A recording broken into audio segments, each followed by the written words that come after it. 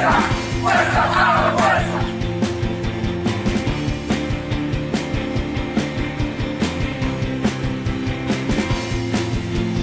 todos los trabajadores de empresa para defender nuestro salario. Bueno, acá me están diciendo que no se puede hablar de la Comisión de Juicio Político. No se van a estar pegando para nada, están tirando por otro lado. Estamos acá para pedir la renuncia de Patricia Bullrich y estamos acá para decir basta de represión contra el pueblo argentino y en particular contra los compañeros de prensa y fotoreporteros.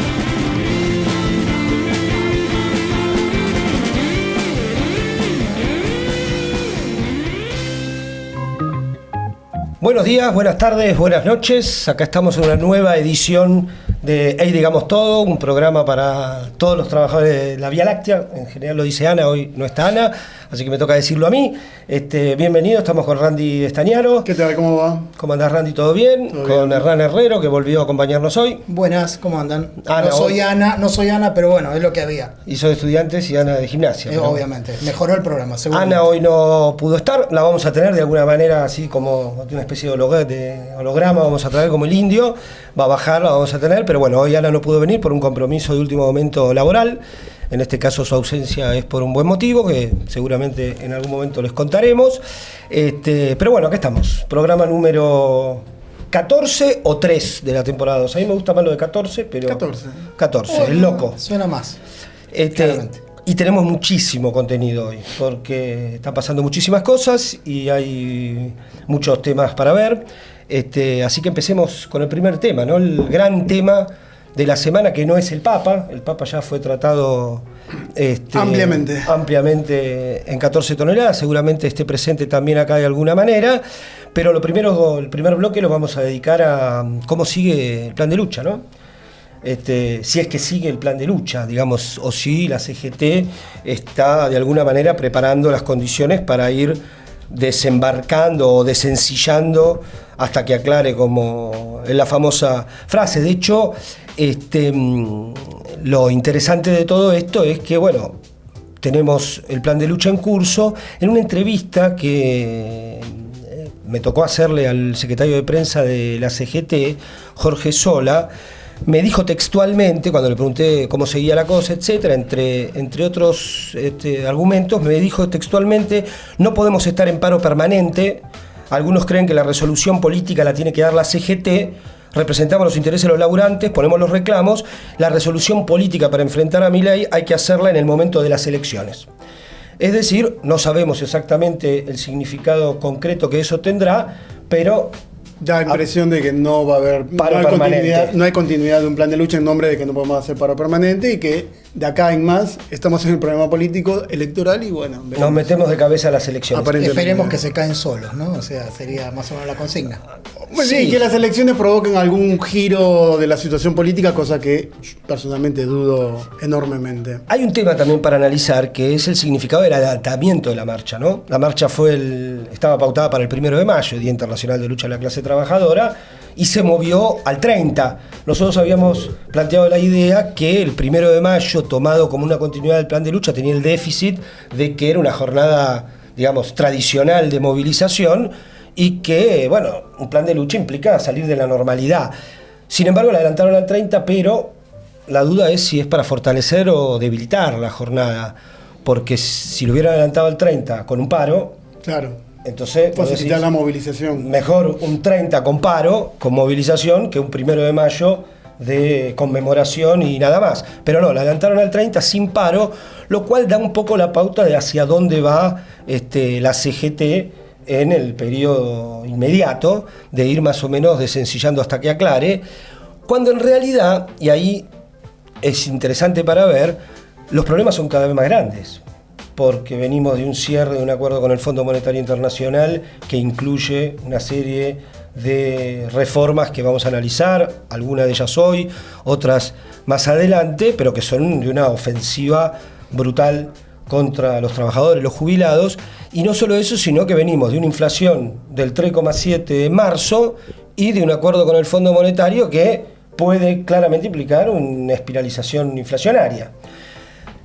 Eso hay que ver qué actitud tiene la CGT. Se supone que el gobierno cerró el diálogo, el balance del gobierno del paro fue que el paro no existió, que no hay que abrir ningún diálogo. larga una ofensiva todavía más grande. Hay que ver si, honrando al Papa, ponen la otra mejilla los dirigentes de la CGT, pero tienen un gran problema. Porque, como vemos en la primer placa que vamos a poner, en los primeros 3 meses del año, luego de una acumulación de una pérdida del poder adquisitivo desde que asumió el gobierno del orden del 5%, los principales sindicatos, esos que aparte están representados en el triunvirato de la CGT, en solo 3 meses perdieron, porque los sindicatos de la CGT aceptó el tope del 1% que puso el gobierno, pero la inflación fue muy superior. Así que en un trabajo del Instituto de Formación y Estudio de la CTA, que lo hicieron estos días y no lo acercaron, se ve cuánto perdieron los principales sindicatos del país, son solo algunos, y tenemos, por ejemplo, que el de Sanidad, o sea, el sindicato de Daer, entre enero y marzo de este año perdió un 4,5% de poder adquisitivo. Alimentación perdió, de su hermano, Rodolfo Daer, perdió un 4,3%. Comercio perdió un 3,1%. UPCN perdió un 4,2%. Lo de UPCN fue fantástico, porque el viernes firmó la paritaria por un 1,3%. A la mañana, a la tarde, se conoció la inflación, que era el 3,7%. Y un poquito más a la noche se conoció la salida del cepo, o sea, la devaluación, que augura una mayor espiralización inflacionaria, cuestión que Andrés Rodríguez el lunes planteó que había que revisar, que se había arrepentido. Bueno, vamos a ver si el camino para lograr eso es un plan de lucha o no es un plan de lucha, porque si los principales dirigentes de la CGT, los gremios que representan, perdieron esto y ellos mismos no dan continuidad a un plan de lucha, evidentemente, están siendo cómplices de un brutal ajuste. Hay otra placa que es interesante también para que analicemos en este punto, y que también lo hizo el Instituto de Formación y Estudio de la CTA, que muestra que, hay una polémica, un debate, digamos, estadístico, porque las estadísticas que difundió el ministro Caputo decían que había crecido el salario privado registrado, y los números daban cuenta de eso, pero en un análisis un poco más detallado, desarmando, surge que el salario promedio creció, pero creció porque la medición que hace el Ministerio de Trabajo, basado en datos de la AFIP, incluye el ingreso total del trabajador, incluyendo las horas extras. Y cuando analizás las horas extras, surge que en el último cuatrimestre de este año, esperen que no veo, las horas extras subieron, en el último cuatrimestre del año pasado, subieron como un 5%. Uh-huh. Es decir, lo que supuestamente se recuperó del salario no tiene que ver con que aumentó la remuneración por hora trabajada, sino que aumentaron las horas en que los trabajadores tienen que laburar, o por voluntad propia, porque las empresas, ante una eventual pequeña reactivación, deciden, en vez de tomar nuevos trabajadores, hacer que los trabajadores que ya tienen laburen más, para no tener luego que, en una situación de... Es la manera que tienen para acomodar la producción a acomodar a los trabajadores al ritmo de la producción. Es una reforma laboral en los hechos. Sí, que aumenta la producción. Primero las empresas incrementan las horas extras, cosa que si la producción cae, sacan las horas extras y no tienen que estar indemnizando ni comerse un garrón, un conflicto laboral. Con lo cual, estadísticamente, si se reactiva e incorpora, estadísticamente aparece esta supuesta suba del salario, que es falsa, pero si ocurriera que se produce una reactivación y las empresas empiezan a tomar gente, van a caer las horas extras y por lo tanto se va a presentar el mismo fenómeno, pero a la inversa, es decir, el salario va a caer cuando en realidad se está incorporando gente. Bueno, esta es la realidad. Perdón, en también general. está la lectura de la cantidad de gente que perdió sus puestos de trabajo. Puede ser también que se suben las horas extras porque bajaron la cantidad de trabajadores. Lógico, las rotaciones se redujeron. O sea, hay pérdidas salariales, hay pérdida de puestos de trabajo, hay pérdida en el salario por la cantidad de horas que uno trabaja también. Entonces, cierra por todos lados, que es una pérdida como enorme. Más de 200.000 puestos de trabajo se perdieron, 150.000 en el sector privado y más de 50.000 en el sector público. Este es el escenario que obviamente plantea reforzar la idea de un plan de lucha, profundizar el plan de lucha.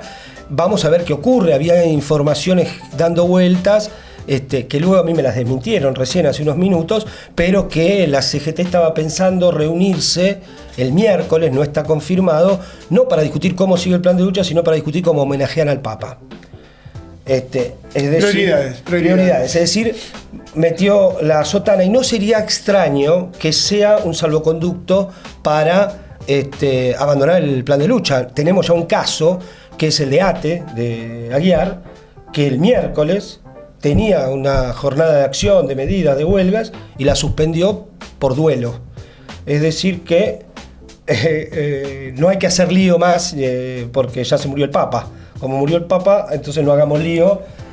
Bueno, eso sería una razón y bueno, una posibilidad es que se abandone este plan de lucha y se utilice esto. Al mismo tiempo, y con esto vamos dándole un poco un cierre a este punto, obviamente el corrimiento de la movilización al 30 plantea una oportunidad para el Frente de Izquierda, que es hacer un acto el 1 de mayo, es decir, movilizar el 30 con una columna independiente y abrir la posibilidad de que el 1 de mayo se realice un acto en la Plaza de Mayo con todo el Frente de Izquierda, es la posición que llevó el Partido Obrero a la mesa del Frente de Izquierda, pero Pasaron cosas.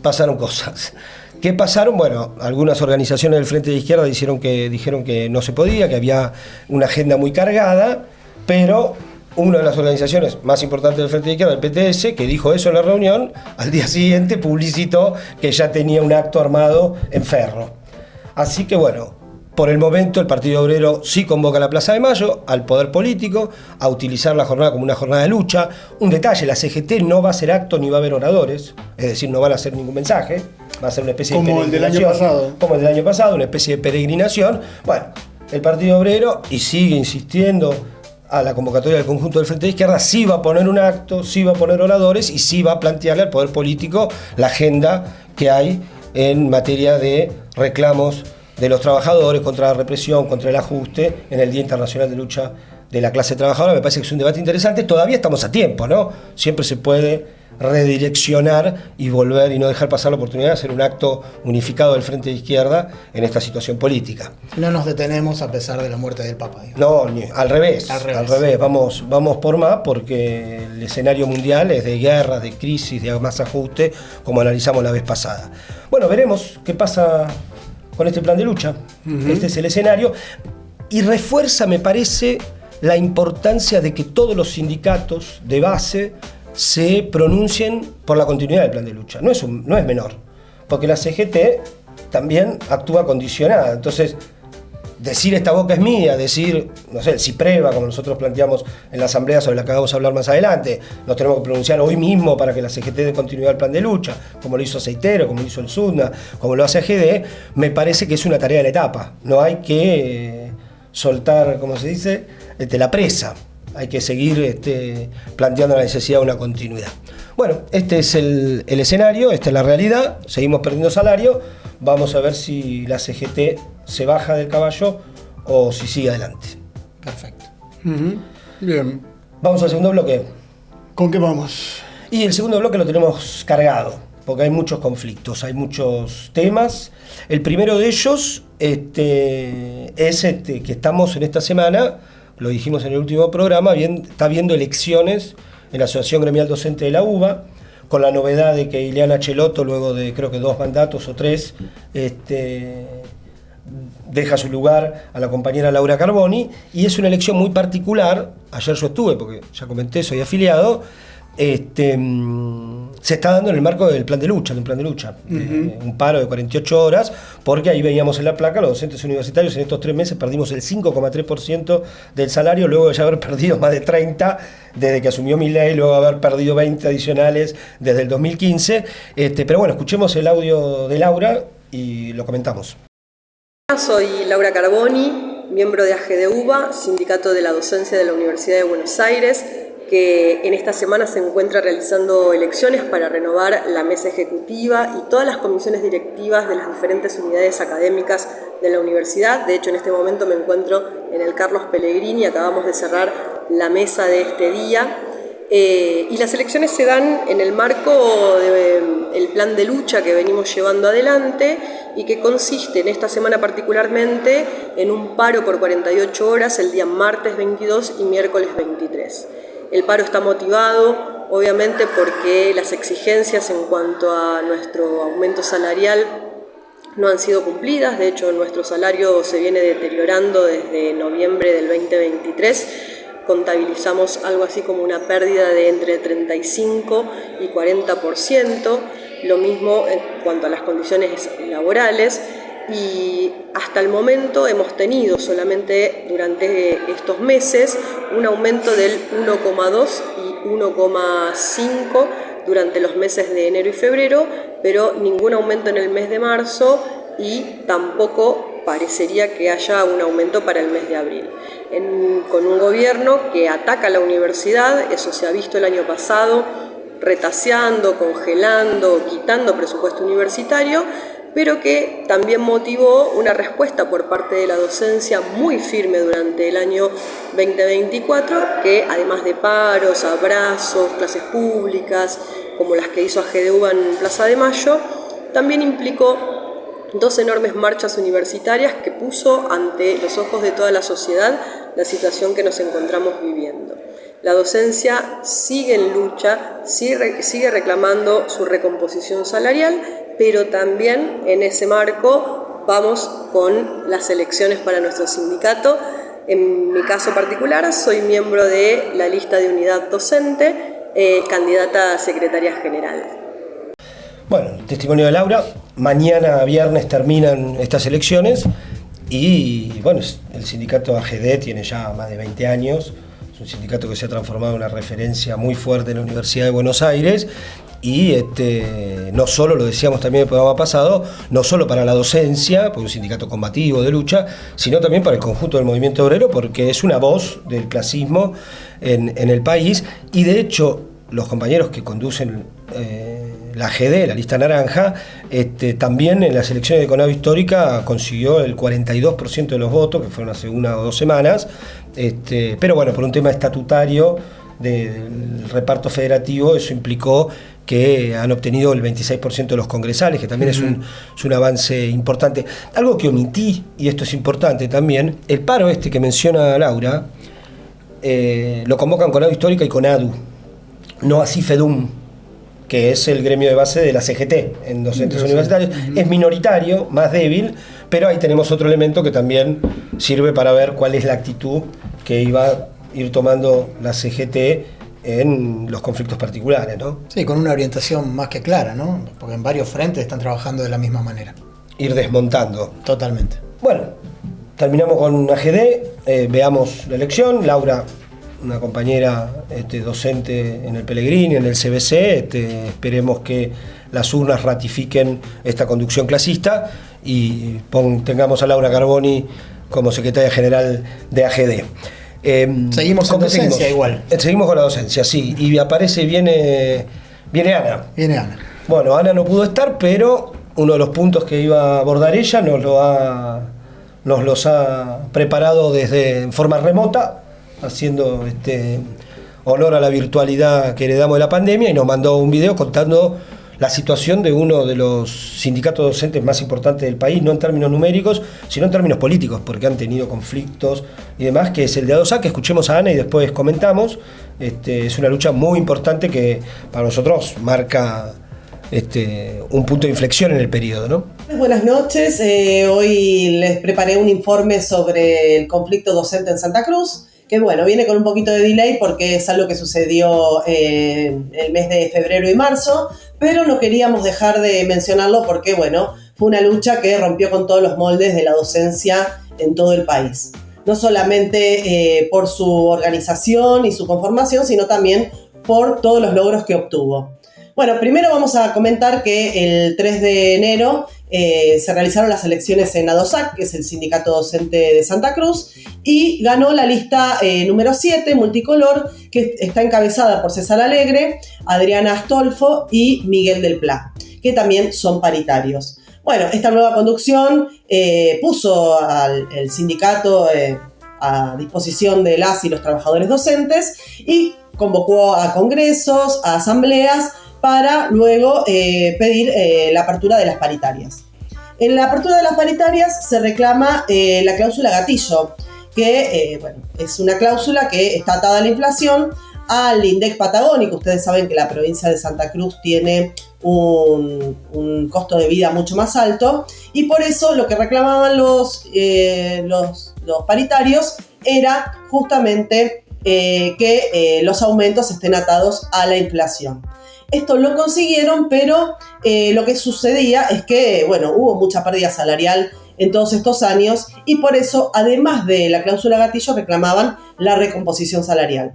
Para esto llevaron a cabo, paros en todo el mes de febrero y marzo, que llevó a casi 15 días de paro, 14 días de paro, que, bueno, fueron escalonando, primero con paros de 72 horas, a la semana siguiente con 48, y así hasta llegar a las 96 horas. Lo primero que consiguieron fue la recomposición salarial, pero el gobierno de Vidal la proponía para el segundo semestre. Y mediante la lucha y las asambleas lograron traer la recomposición salarial para el primer semestre. En el medio de todas estas negociaciones sucedió una provocación del gobierno, porque lo que hizo fue llevar a la Cámara de Santa Cruz un proyecto de presentismo que toda la docencia de Santa Cruz rechaza. Ya había sido impuesta en 1992 por el gobierno de Néstor Kirchner, y como sabemos, el rechazo al presentismo, que ya vamos a ampliar en el programa, tiene que ver con un castigo a las personas que se enferman, que toman alguna licencia, que tienen que cuidar a su familia, principalmente las mujeres, que son las que generalmente se encargan de las tareas de cuidado, y por eso es rechazado por la docencia, pero en casi todo el país se logró imponer este presentismo, pero en Santa Cruz era rechazado. Esto lo que trajo fue obviamente una rebelión de la docencia de Santa Cruz para rechazar esta provocación del gobierno. Hubo una movilización muy importante de más de 1.000 docentes, que bueno, en la provincia de Santa Cruz es un montón de gente, rechazando el presentismo, y bueno, obviamente el gobierno tuvo que cajonear el proyecto y los docentes lograron un nuevo triunfo. Además de esto, los docentes, los paritarios, reclamaban que no se cierren cursos ni colegios, principalmente jardines maternales, y además también reclamaban condiciones edilicias y la defensa de los puestos de trabajo en los lugares donde se cierre algún curso. Entonces, todo esto fue incorporado a la paritaria, que obviamente vamos a ir siguiendo porque, para que se cumpla todo el acuerdo. En julio, como dijimos, hay una nueva mesa salarial para, ajustar esta recomposición salarial, pero no queríamos dejar de mencionar este triunfo y esta enorme organización que tienen los docentes de Santa Cruz, que esperemos que se nacionalice, porque la situación en el resto de la docencia, tenemos salarios de pobreza, no hay cláusula gatillo, hay presentismo, y los docentes de Santa Cruz marcan el camino. Bueno, ahí tenemos un tema, ¿no?, con la docencia en Santa Cruz, que ya hemos hablado incluso de todos estos conflictos. Se dio un punto interesante, porque en paritarias, en las negociaciones, también se ha hablado de unos cursos de apoyo que se están dando en toda la provincia, que estaban oficializados. O sea, son cursos de apoyo para alumnos y alumnas que no están terminando de rendir, que no se pueden recibir, que no pueden terminar el año. Y lo que hizo el Consejo Provincial de Educación fue no renovar estos cursos, aun cuando ya estaban planteados en las negociaciones. Ni los cargos tampoco. Ni los cargos. Entonces, esto también está denunciado. El Consejo, la presidenta del Consejo Provincial de Educación dijo textual: no se han quitado ni cargos ni horas, lo cual está denunciado. Lo que se hace es ajustar, lo que dicen, ¿no?, ya cuando usan la palabra ajuste, lo que se hace es ajustar las designaciones a los marcos normativos vigentes y a las necesidades reales de cada institución. Claramente los compañeros y compañeras de la DOSAC han marcado cuáles son las necesidades reales de cada institución, pero bueno, nada, según la no me acuerdo, Iris Rasquido, se llama la presidenta del Consejo Provincial de Educación, no cree lo mismo. Algo que me parece importante del informe de Ara, que el problema que tiene es que no, cuando manda un video no se la puede interrumpir, ¿no? No sé, es medio complicado. Es lindo interrumpir a Ana. Claro.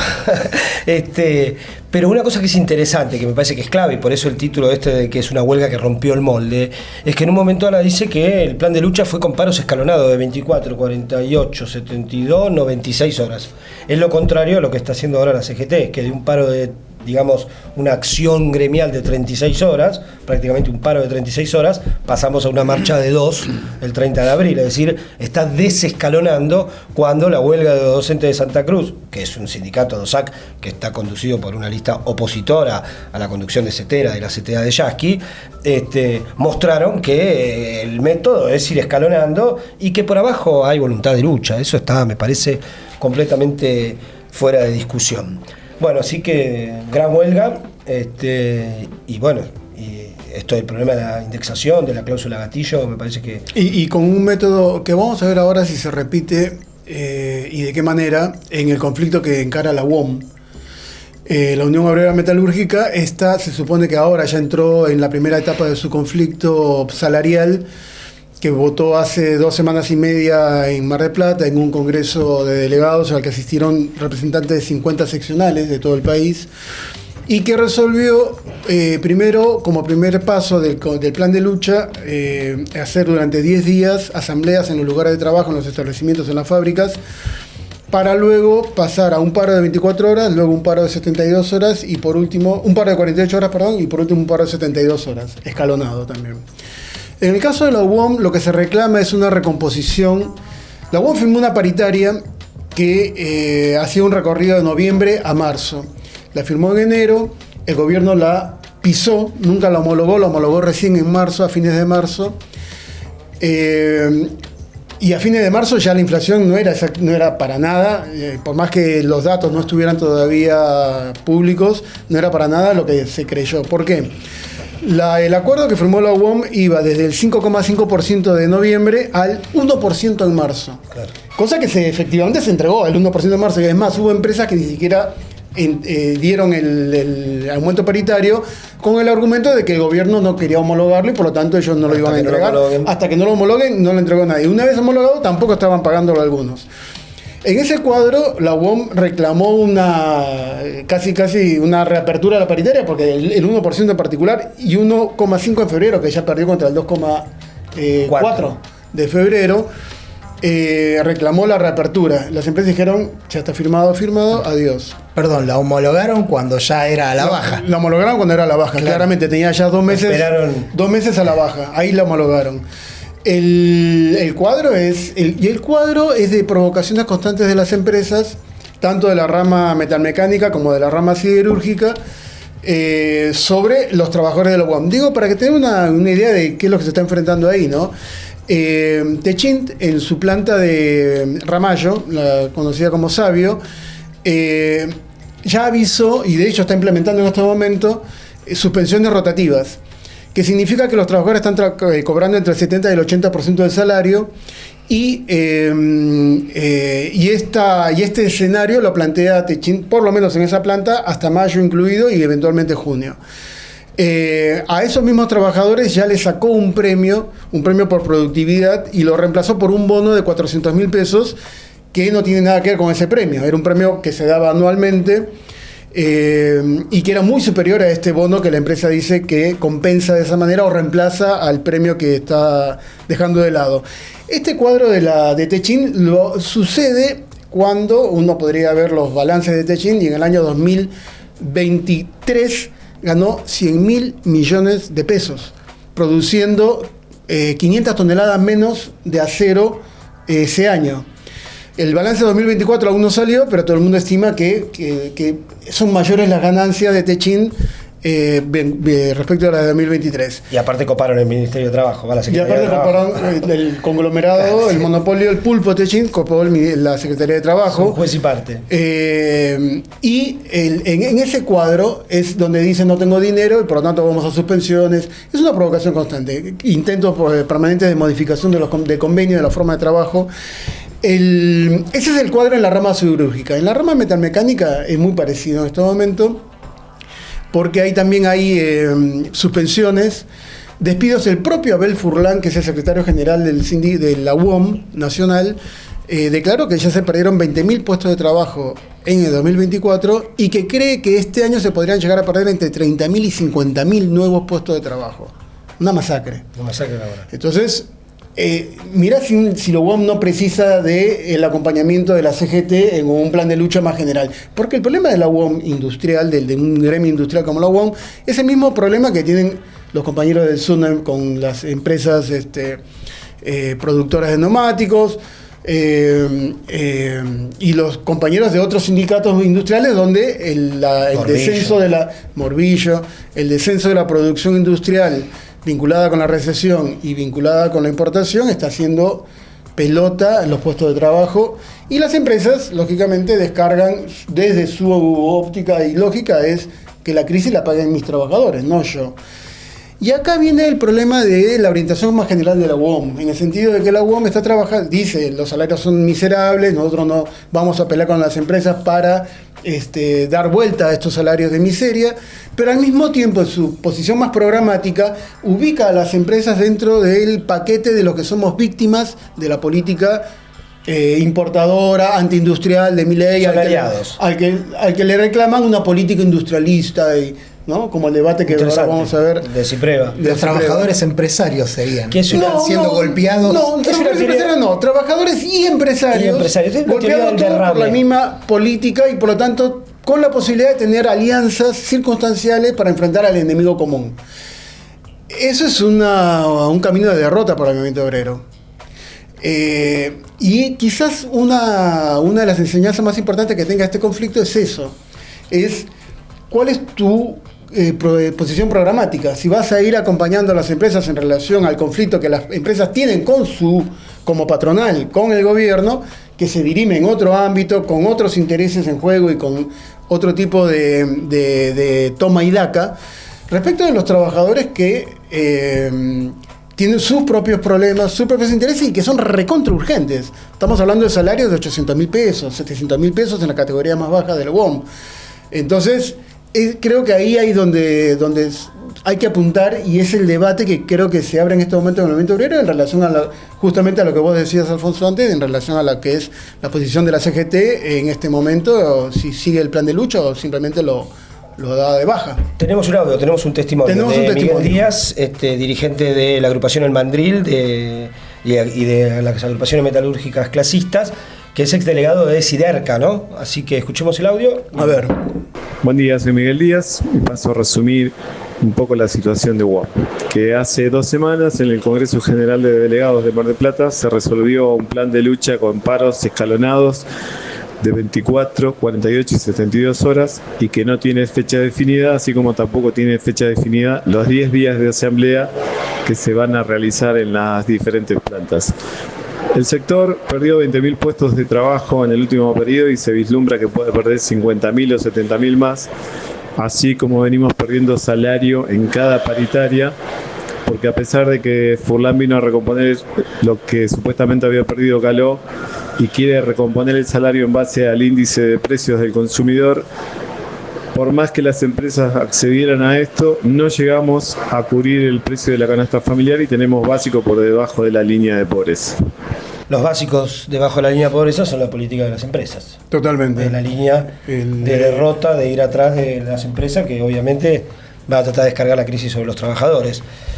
Bueno, lo que decía el compañero Díaz, el cuadro es él incluso dice, dentro de la UOM se habla de hasta 70.000 puestos de trabajo que se podrían perder este año, digamos, incrementa por más el escenario. Así que bueno, ese es un cuadro muy importante que creo que tenemos que seguir. Hay que seguirlo porque una huelga en la UOM es...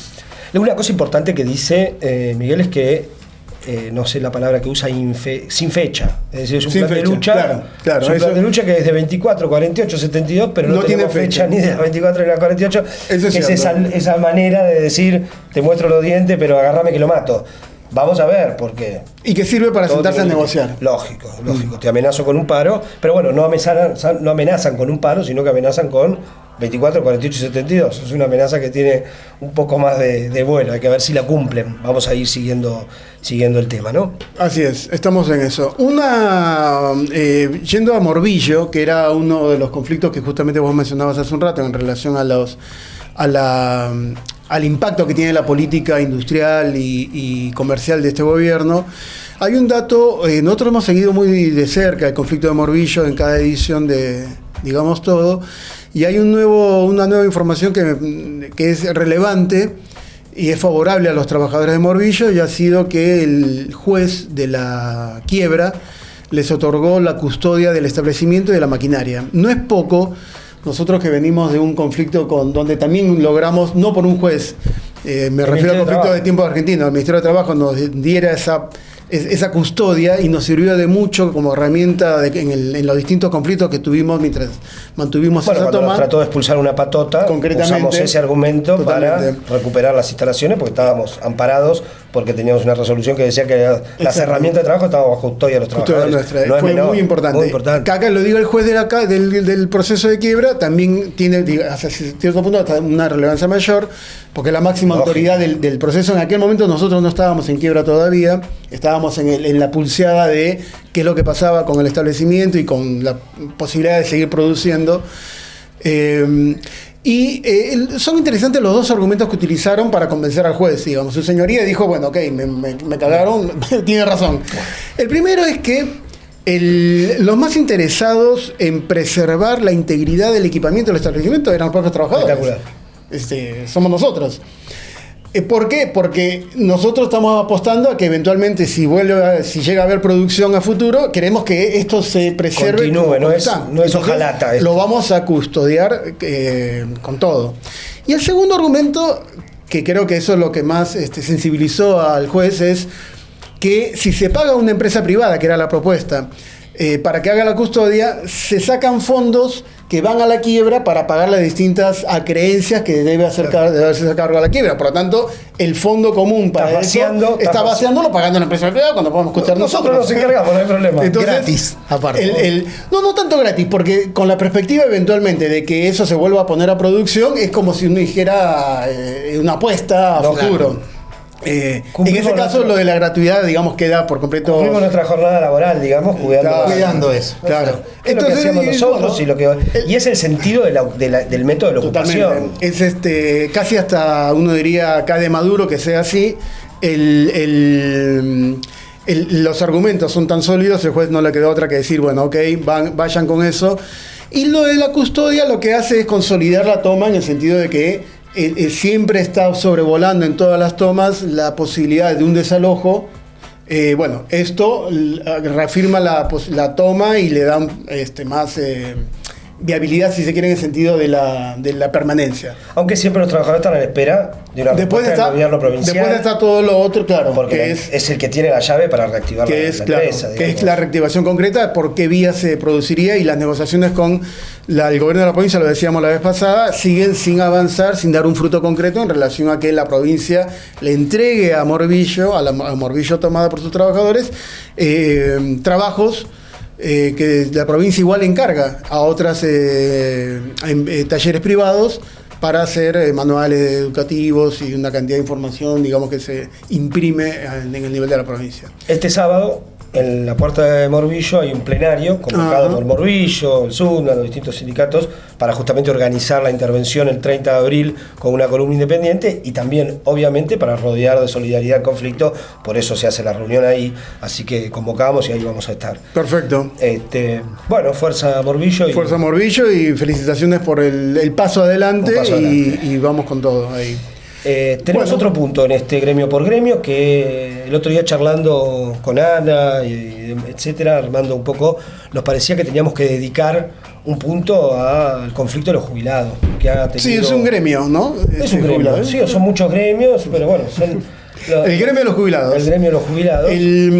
Con los jubilados todos tenemos una enorme solidaridad, simpatía, y vamos a la marcha de los jubilados. Han sido un faro en la lucha de los últimos meses acá en la Argentina. Han obligado a las centrales sindicales a movilizarse, a posicionarse en relación al conflicto con el gobierno. Han sido los receptores de una represión de las peores que se han visto en el último periodo en la Argentina. Bueno, lo de Pablo Grillo, ahora lo vamos a mencionar también, es la última parte de Salud de Pablo. El fotógrafo que fue baleado por la policía, por la gendarmería, y que recibió el impacto de una bala de goma, de gas lacrimógeno. Pero girando en torno de esto, hay datos que entregó el jefe de gabinete el miércoles 24 cuando se presentó la interpelación ante los diputados. En ese informe, primero, ratifica que el bono de 70.000 pesos va a seguir congelado a lo largo del año, no se va a mover. Digo porque hubo en algún momento alguna versión de que el gobierno estaría evaluando a partir de que el superávit va a ser mayor que el previsto, producto de los acuerdos con el fondo, entonces que habría un dinero. Y en la conferencia de prensa de la CGT del día del paro, Daer 2-3 veces dijo: ni siquiera dan un bono para los jubilados, para recomponer, como diciéndole al gobierno: tirame eso, para que yo pueda levantar el plan de lucha. Es decir, dame algo. 2-3 veces lo menciono. A mí me llamó la atención, dije, bueno, en cualquier momento se cae el bono, porque por algo está diciendo tanto esto. No. El bono sigue, pero congelado y despreciado. O sea, calculemos, si el bono se hubiese actualizado, hoy sería de 150.000 pesos. Claro. Un peso más, peso menos. Un poco más incluso. Puede ser. Es decir, el afano a los jubilados mes a mes es gigantesco. Tenemos, por ejemplo, en materia de lo que es la jubilación actual, y esto para que se vea esto del afano por el bono, la necesidad del bono o la integración del bono a la jubilación y la elevación de la jubilación. La jubilación con bono mejoró a lo largo del último año un 105%, a lo largo del 2024, 105%. La inflación fue del 117%, la inflación IPC, que es la que todo el mundo cuestiona porque considera que está basada en datos del 2004 y que no subestima los alimentos. Las tarifas. Subestima tarifas y sobreestima el peso de los alimentos en su composición. Con la canasta que no se usa, que es la de 2017, la canasta de gasto de 2017, comparado contra eso, esa inflación hubiera sido del 133%. Es decir, estamos hablando de prácticamente 30 puntos porcentuales menos, un tercio prácticamente, por debajo de la inflación, el aumento de los jubilados. Sobre eso es que el bono congelado. Entonces es mucho mayor el impacto del bono congelado en relación a la situación de los haberes y la inflación. Una de las cosas que dijo Francos, y ya para terminar, es que efectivamente va a haber una reforma, a partir del acuerdo con el fondo, va a haber una reforma jubilatoria, pero que está todavía en discusión. Lo que se sabe de esa discusión no augura nada positivo para los trabajadores argentinos, trabajadores y trabajadoras argentinos. Cada vez que se habla de reformas no augura muchas cosas positivas. No augura nada positivo. A la eliminación de la moratoria, que era la que permitía que prácticamente 9 de cada 10 mujeres que se jubilan hoy pudieran llegar a la jubilación y 7 de cada 10 varones, a la eliminación de la moratoria ahora se sumaría todo un nuevo cuadro que impediría aún más la llegada del acceso a la jubilación y su cambio por algo que ya de alguna manera está sucediendo ahora, que es una ayuda a la vejez.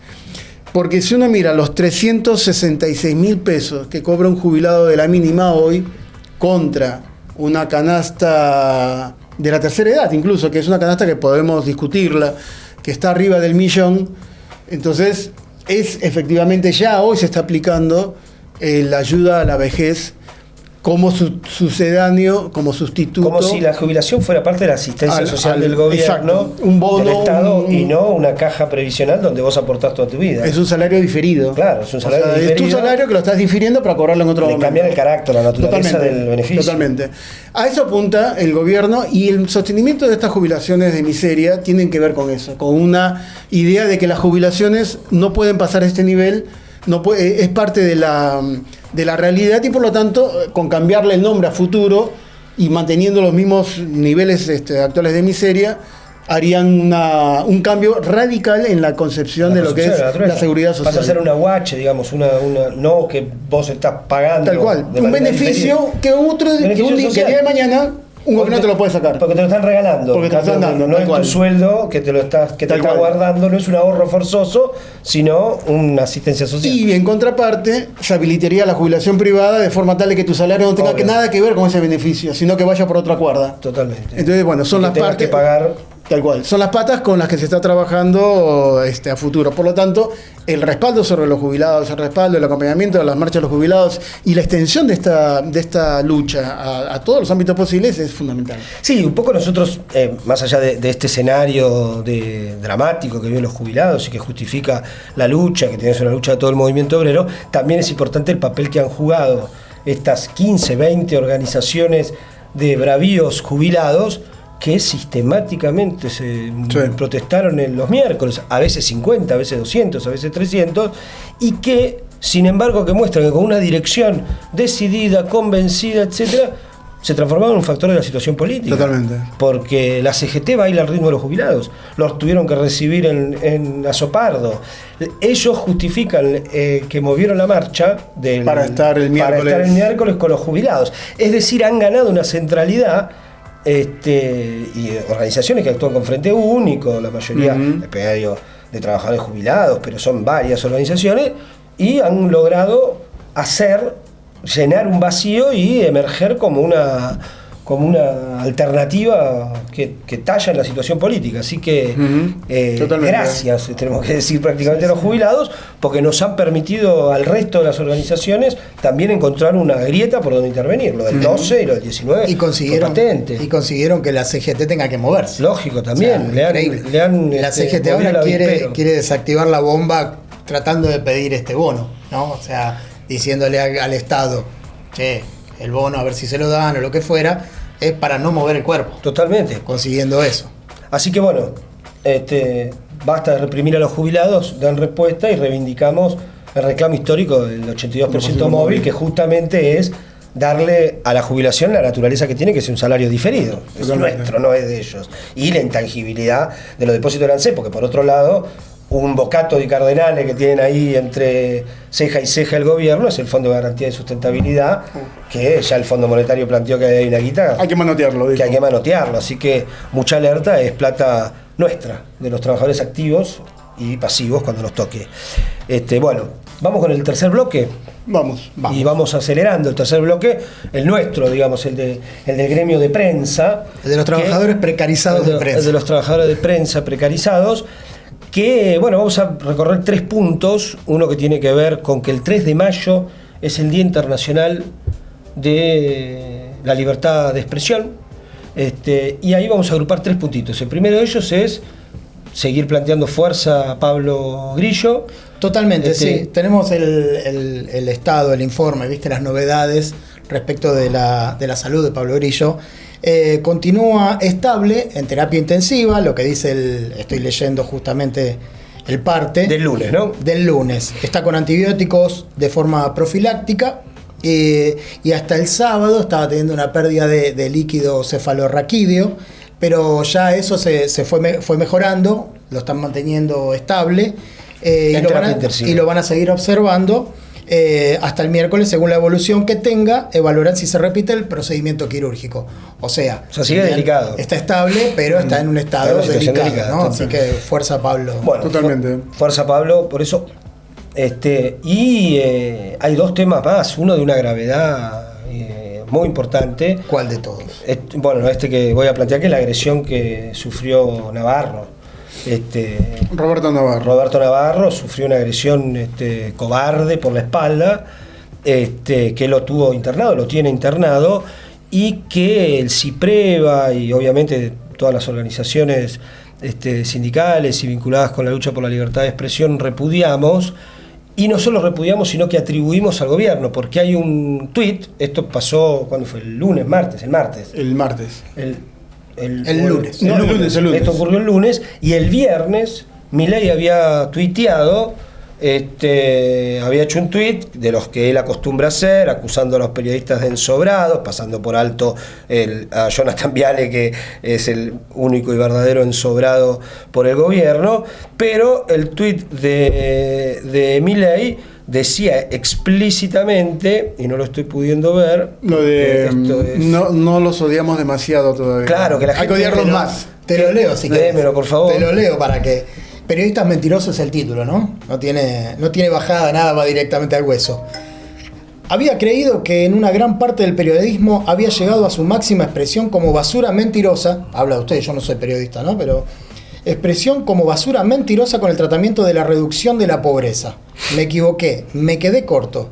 Se han superado diciendo que amenacé al campo y se fueron al carajo totalmente diciendo que un tuit festejando la internalización del principio de imputación de Menger es comparable a la política de Guillermo Moreno poniendo una pistola en la mesa para controlar precios.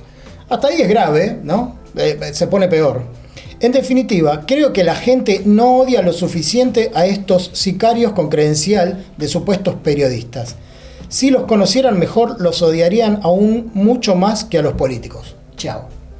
Es un llamado a cagar a palos a los periodistas, te gusten. Totalmente, eso. Dependiendo de tu gusto, cosa que por supuesto repudiamos, responsabilizamos al gobierno por esta agresión y repudiamos la agresión a Navarro como repudiamos la agresión a los cronistas de La Nación y de TN, que muchas veces les toca trabajar en movilizaciones y que la gente que se manifiesta no logra distinguir entre lo que es un trabajador y la línea editorial de los medios y sufren agresiones, golpes, como en su momento repudiamos también cuando el chavismo impidió el ingreso del equipo de la Nata al país y obviamente a la Nata no lo defendemos porque ha sido un patrón negrero que vació, pero en su rol y del ejercicio de su oficio del periodismo, nosotros repudiamos cualquier arbitrariedad y gesto autoritario del poder del Estado contra el libre ejercicio de la profesión, y en lo de Navarro se nota claramente que hay un incentivo del gobierno a ejercer acciones, a que la población, hay una venia del gobierno para que la población ejerce este tipo de acciones. Lo mismo ocurre, por ejemplo, con la violencia de género. El gobierno da la venia y suben los casos, suben los femicidios, es muy muy grave, y vamos a seguir denunciándolo. Y una oportunidad para denunciarlo es este viernes, que se hace una audiencia pública convocada por la banca del Frente de Izquierda en la Cámara de Diputados de Vanina Biasi, que es una audiencia por la libertad de expresión, obviamente muy vinculado con la persecución que la misma Vanina está sufriendo por expresar sus opiniones sobre el genocidio en Gaza, pero es una oportunidad, el CIPREVA está invitado, vamos a ir, y va a ir otros sindicatos, etcétera, para plantear a pocos días del Día Mundial de la Libertad de Expresión este escenario de coacción al derecho a ejercer el oficio, a la libertad de expresión en general, y como hemos señalado más de una vez, al derecho a la protesta, que también es una forma de expresión. Anteayer, reprimieron brutalmente una protesta en Jujuy, se llevaron preso a Seba Copelo, diputado del Frente de Izquierda del Partido Obrero en Jujuy, estuvo detenido, lo liberaron al poco tiempo en una manifestación en defensa de la tierra de pueblos originarios que están entregando la tierra para un emprendimiento turístico.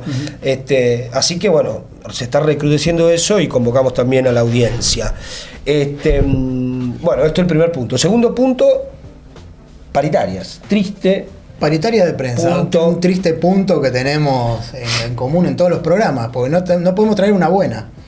Ya van a llegar, las buenas ya van a venir. Totalmente. De hecho, en estos momentos se están llevando adelante un plan de lucha, una jornada de lucha, con cese de tareas, asambleas, retención de trabajo. Y el gremio está muy movilizado, aparte, se notó en todas las movilizaciones. Ahora hay que tratar de que esa tendencia que se empieza a ver se traduzca en una acción dentro del propio gremio, ¿no? Con la fuerza necesaria para torcerle el brazo a las patronales. Totalmente, porque aparte las patronales por ahora no están dando el brazo a torcer desde lo numérico, porque siguen sosteniendo una propuesta totalmente irrisoria. Si no me equivoco, en el primer trimestre estarían dando un 2%. 2% sería algo así como 10.400 pesos. Alguien mandó hoy una foto en un grupo, que era la foto de un queso cremón. Ah, buenísimo. Con el ticket que decía 10.600 pesos y que es exactamente lo que propusieron de aumento para el mes de abril, para la categoría de redactor. O sea, un queso cremón de aumento. Para el mes de abril, pero tengamos en cuenta que es caro el cremón, ¿no? Digamos es caro todo. el cremón, sí. Si hubiese puesto otro, capaz que... pero digamos que ese queso cremón que lo están dando para abril, en realidad la empresa lo toma por un periodo de 3 meses. O sea, 3 meses estaría dándote. Tendría que durar el cremón para... ¿no? Lo cortás finito. Sí, y no solo eso. O sea, estamos hablando de un 10% para llegar a octubre. O sea, no se están moviendo de ahí la empresa. Por eso estamos en esta jornada de lucha. Y vamos a tenemos algunos testimonios de delegados de base de Página 12 de La Nación. Sí. Primero vamos con el de Ailín Bulentini, delegada de Página 12, una compañera de fierro que nos va a contar un poco cómo viene la mano. Desde febrero pasado estamos delegados de diferentes diarios y revistas del país, negociando con las cámaras empresarias de esos medios y el sindicato CIPREVA, intentando negociar un acuerdo que cierre el acuerdo paritario 24-25, que todavía nos quedó un tramito de un par de meses, y nos rechazamos de plano insistentemente las propuestas denigrantes de las cámaras empresarias. Las cámaras empresarias intentan pagar para los últimos 3 meses del acuerdo, que van de enero a abril, un promedio de 2,5% de aumento, y estirar hasta septiembre con un promedio, con un porcentaje de 10%, cosa que es inaceptable, sobre todo teniendo en cuenta lo que sucedió en el país las últimas semanas.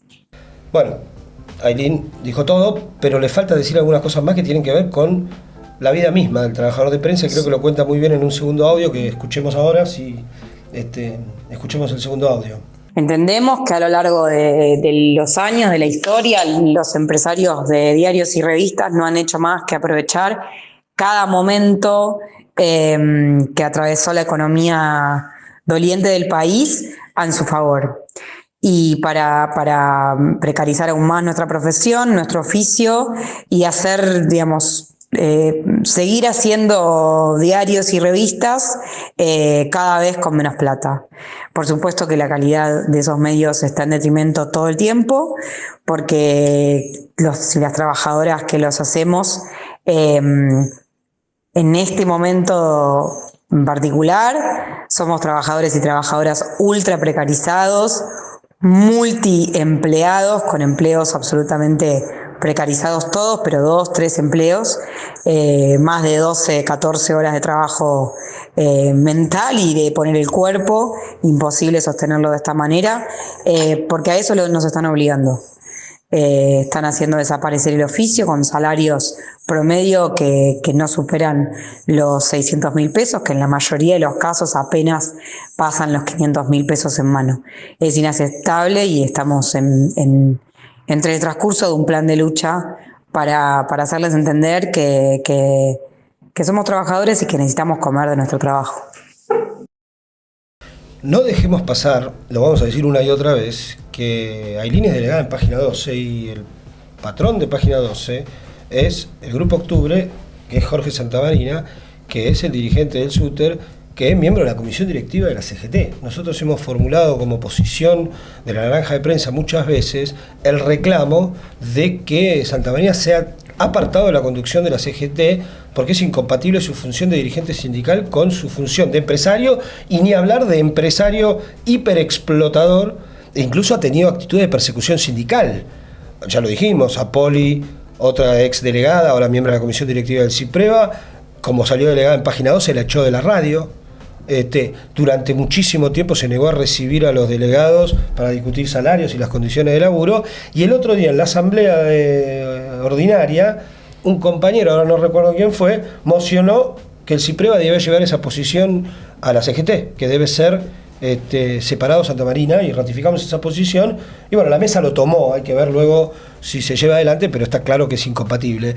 No solo los explotadores no solo están de un lado, digamos, de la grieta ideológica y editorial de los medios, sino que de ambos tanto de Página 12 como los Mañeto y como los Mitre también, y por eso tenemos otro audio del compañero Matías. Matías Viñao, de La Nación, delegado también, que va a explicar un poco cuáles son las pautas también que tenemos que llevar adelante desde el CIPREVA y desde la Asamblea General para plantear cambiar el rumbo. Escuchemos. Buenas compañeros, les cuento que el día 12, alrededor de 100 trabajadores que representaban a medios privados, públicos y autogestivos, nos reunimos en CIPREVA para una asamblea anual donde se dio el debate sobre los sueldos de pobreza y también los ejes políticos a llevar adelante, plantearnos durante el año. Se destacó la lucha en defensa de los medios públicos que se estuvo haciendo y por recuperar dentro de esa lucha, ¿no?, el poder adquisitivo de todos nosotros. El panorama es muy complejo, ya que son empresas millonarias que deciden pagar sueldos de indigencia. En el Congreso, el día anterior, había en La Plata, hubo también un Congreso de la FATPREN, entonces por esto se hicieron presentes muchos representantes de un montón de ciudades y provincias del interior. No se olvidó de mencionar la represión sistemática que estamos recibiendo todos los trabajadores de prensa y la permanente solidaridad con Pablo Grillo. Al cierre, Carla Guadensi fue una dedicación a la importancia de intensificar la participación en los lugares de trabajo.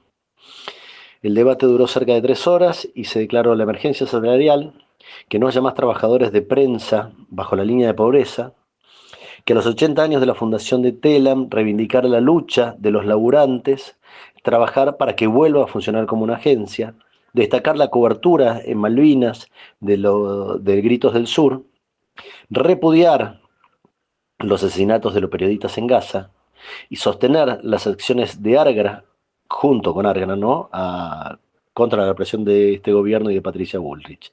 Y por último, ya que se van a cumplir 10 años dentro de poco, diseñar una campaña de afiliación de CIPREVA que nos es muy necesaria en la búsqueda de recursos y representatividad en las bases. Bueno, muchas gracias, los saluda Matías Viñao. Bueno, ahí Matías menciona algo que teníamos que mencionar en el punto anterior, que es lo del Grito del Sur. También queremos denunciar, el gobierno intimó al Grito del Sur, que es un medio cooperativo que funciona en el espacio de la memoria ahí de Ceballos, intimó a que se retiren del lugar, con el propósito básicamente de vaciar el lugar de la memoria. El lugar de la memoria, en su política de desmantelamiento y de negacionismo. Están atacando un medio de prensa cooperativo que tiene ya 10 años de funcionamiento en ese lugar, así que también lo sumamos a las denuncias que llevaremos el viernes ahí a la audiencia. Y también Matías hace mención a varios temas que ocurrieron en la última asamblea ordinaria del CIPREVA, que fue una asamblea importante y que lo habíamos adelantado en el programa anterior, tuvo la virtud de empezar a abordar un debate sobre el programa del CIPREVA y el aporte que el CIPREVA programáticamente puede hacer al conjunto del movimiento obrero. Se desenvolvió un debate, se presentó un borrador que está abierto y de hecho está en proceso de discusión, se volverá a discutir en la próxima comisión directiva, y nosotros hicimos algunos señalamientos sobre esa propuesta que tienen que ver con lo que decías vos, Randy, hace un ratito, cómo posicionarse frente a la patronal, el debate de la UOM, es decir, si existe una comunidad de intereses entre patrones y trabajadores ante el gobierno que ataca, que golpea a ambos. Y la propuesta original tenía una frase que fue una de las que cuestionamos algunas cosas más, pero una que es clave, que me parece que es estratégica y que tiene que ver con que se plantea la idea de que el país que recupere una matriz productiva con eje en el desarrollo de la industria nacional. Para nosotros el programa no tiene que tener como eje el desarrollo de la industria nacional, sino que el eje tiene que ser el desarrollo de los trabajadores, el salario, la producción, por supuesto, pero en términos de crear empleo, etcétera, pero no en manos de los industriales, porque un modelo, y así lo dijimos en la Asamblea, de desarrollo basado en el desarrollo de la industria nacional, incluye la devaluación del salario, o sea, la devaluación del dólar y por lo tanto del salario, incluye la reforma laboral, o no es un modelo de desarrollo de la industria nacional la reforma laboral, es decir, bajar los salarios. ¿Sobre qué ejes debe desenvolverse la industria nacional? Así que ese es un debate que vamos a seguir teniendo, vamos a seguir desarrollando, y que incluso invitamos a compañeros de la comisión directiva que participen del programa, lo iremos llevando, porque es un debate que está bien. Y es muy rico. Y es muy rico. Un punto muy importante es que el CIPREVA se posicionó ya en el programa contra el acuerdo con el Fondo Monetario, lo cual es un tema clave, pero también obliga a un debate más de fondo, porque oponerse al acuerdo con el Fondo Monetario sin que ese rechazo al acuerdo con el Fondo Monetario forme parte de un programa más integral es un suicidio colectivo. O sea, vos rompés con el Fondo Monetario y no avanzás en la nacionalización de la banca, del comercio exterior, tenés una crisis, una corrida bancaria al día siguiente. Es decir, un programa integral, incluso en el debate, y no lo colocamos nosotros, lo colocaron otros compañeros, pero nosotros tomamos, se hizo mención, por ejemplo, a los programas de la CGT de Huerta Grande y La Falda, que sí planteaban, a diferencia de lo que está planteando la CGT ahora, la nacionalización de la banca y del comercio exterior. Son debates muy importantes. Otro que tiene que ver con esto también, y esto no pretendemos terminar acá con el debate, pero está esta otra discusión que está atravesando, digamos, a todas las fuerzas políticas ahora, cuando dicen, no, estamos en un modelo de dólar barato, lo que hace que la Argentina no pueda conseguir dólares de manera genuina.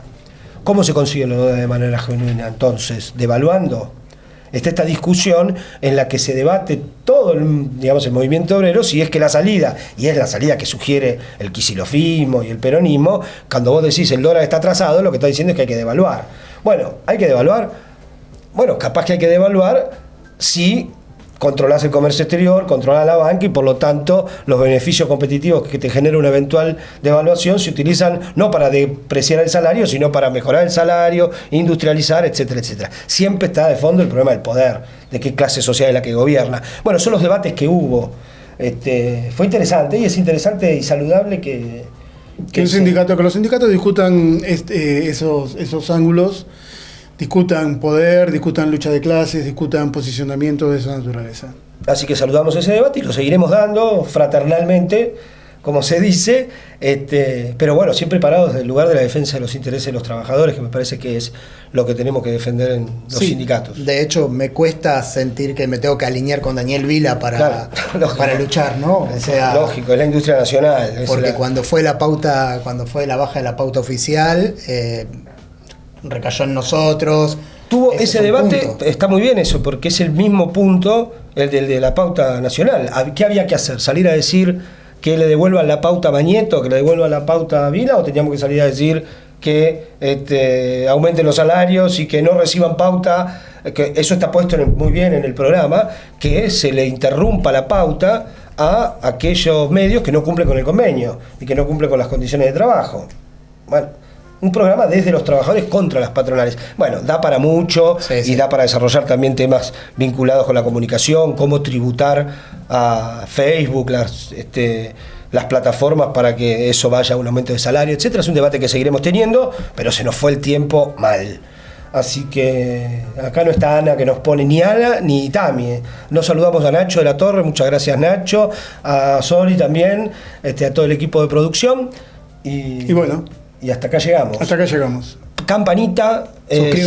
Suscríbanse, síganos en las redes sociales, vean los otros programas del canal de Prensa Obrera, 14 toneladas, desde el aula, historias de otra clase. Muy recomendable la cobertura de 14 toneladas sobre el problema del Papa, que no pudimos abordar del todo hoy acá, pero es muy recomendable porque, digamos, fue el Papa de la burocracia sindical, para decir todo. Entonces, me parece que es complementario a lo que vimos hoy, analizar eso.